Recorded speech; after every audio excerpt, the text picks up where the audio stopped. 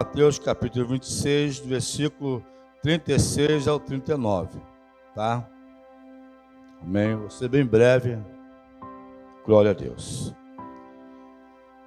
Jesus, irmão, ele sabia de todas as coisas. Jesus era o próprio Deus encarnado. Observamos que Deus, no livro de Gênesis, ele promete que de uma mulher nasceria um que pisaria a cabeça de Satanás. E quem era esse um? Jesus.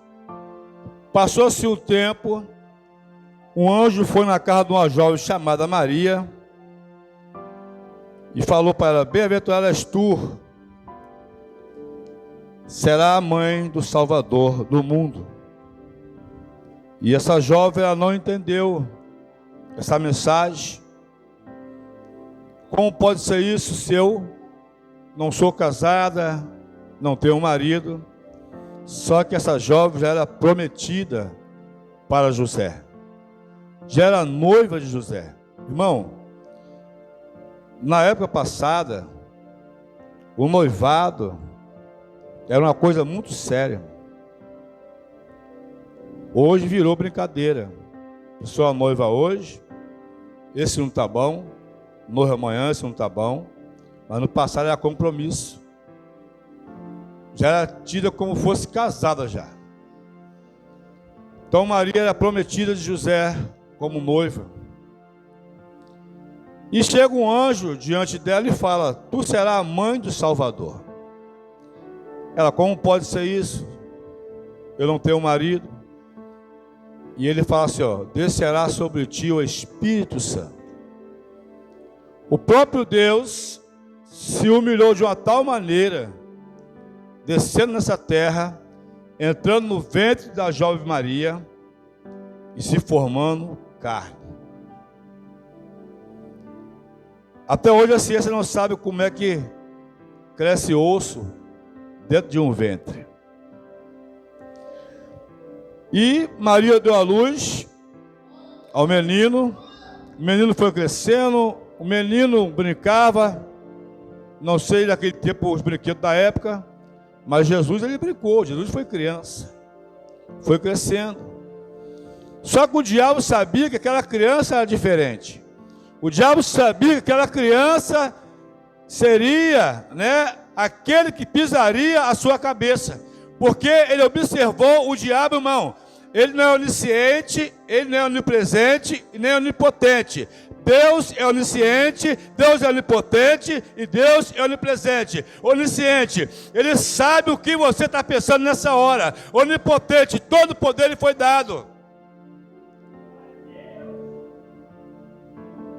E onipresença, ele está em todo lugar ao mesmo tempo. O mesmo Deus dos Estados Unidos é o Deus que está aqui. Como é que pode ser isso? Deus está lá, Deus está aqui.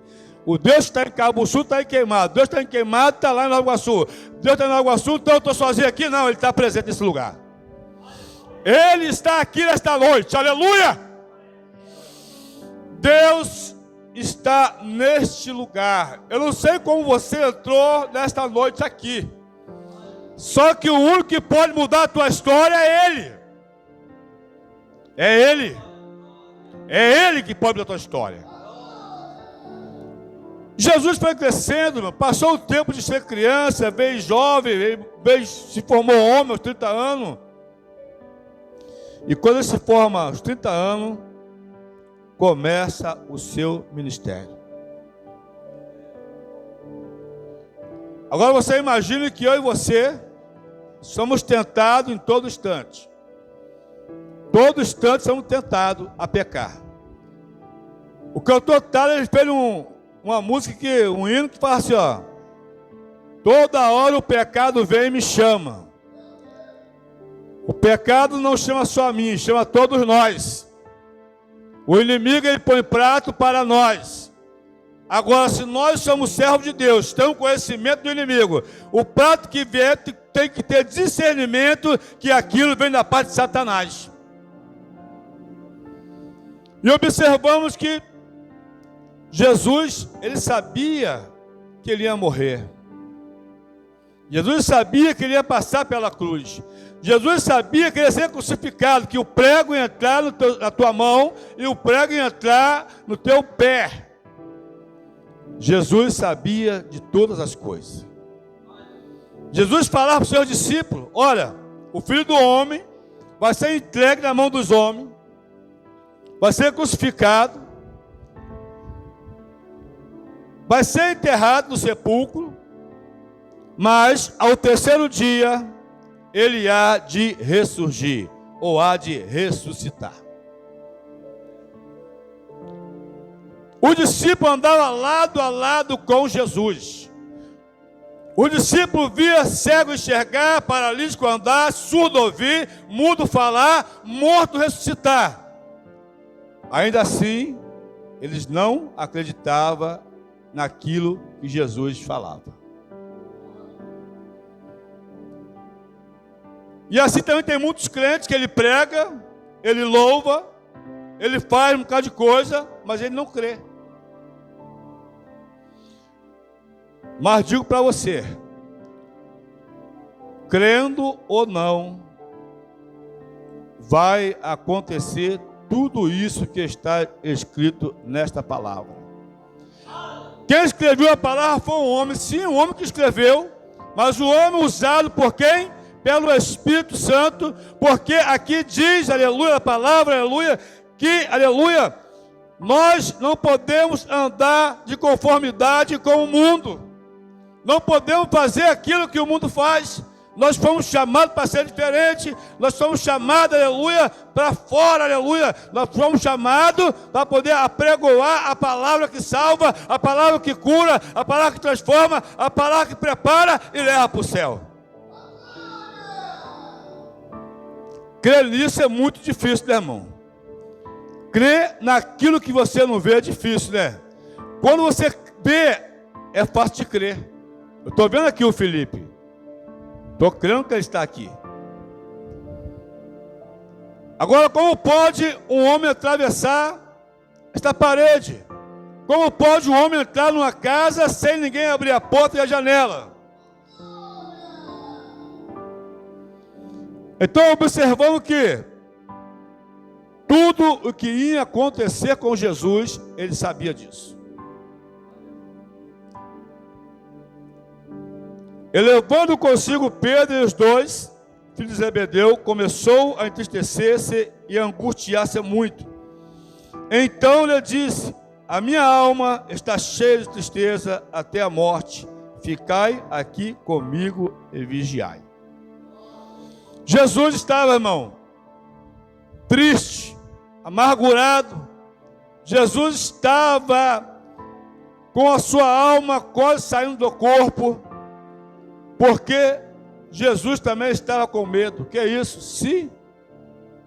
Como homem ele teve medo. Qual é o homem que está aqui que não tem medo? Se falar que não, só fala que é mentiroso. Todos nós temos medo. Todos nós temos medo. E Jesus é diferente. Jesus chama o seu discípulo para orar com ele, para vigiar com ele. Ficar aqui que eu vou mais na frente. Quando ele volta, está adormecido.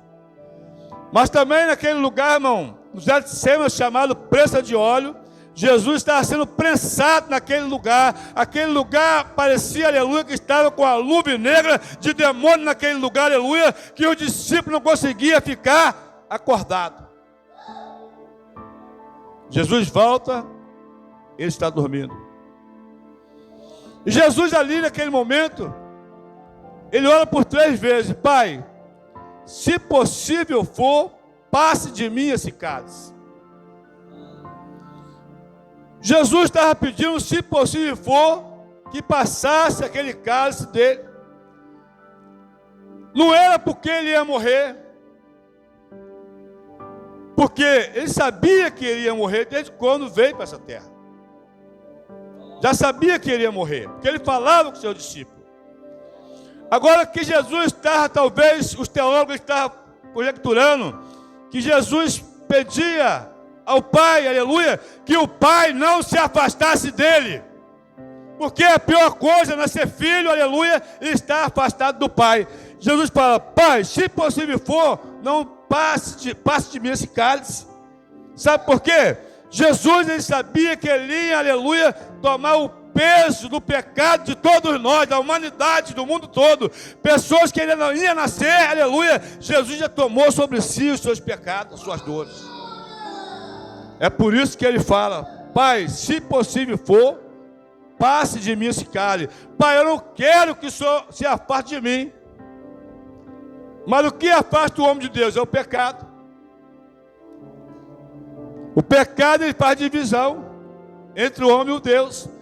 Deus não se afasta do pecador, mas o pecado faz parte dele se afastar de Deus. Então observamos que Jesus, ele sabia tudo isso. Mas quando Jesus é entregue, ele fala: é chegada a hora.